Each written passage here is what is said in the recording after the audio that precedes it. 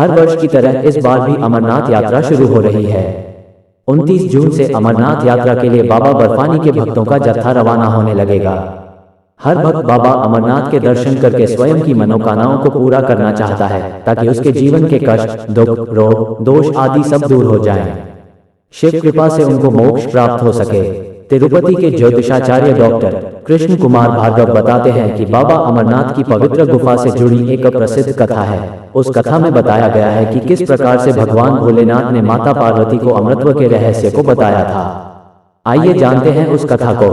शिव पुराण की एक कथा में बाबा अमरनाथ गुफा और उससे जुड़े रहस्य को बताया गया है। एक बार माता पार्वती ने भगवान शिव से पूछा कि आप अजर अमर हैं, लेकिन उनको हर बार जन्म लेना पड़ता है और आपको पति स्वरूप में पाने के लिए वर्षों तक कठोर तप क्यों करना पड़ता है?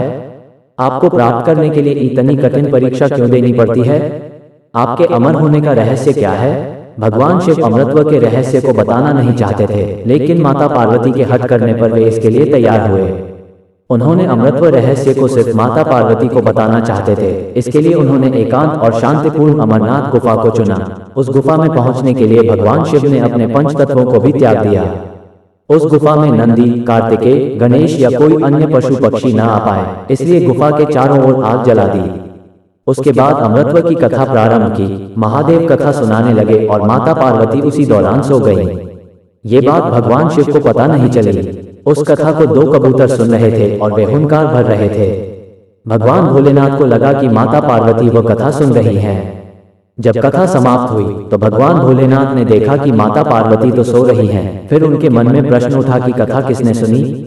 उन्होंने नजर दौड़ाई तो देखा कि वहां 2 कबूतर मौजूद हैं।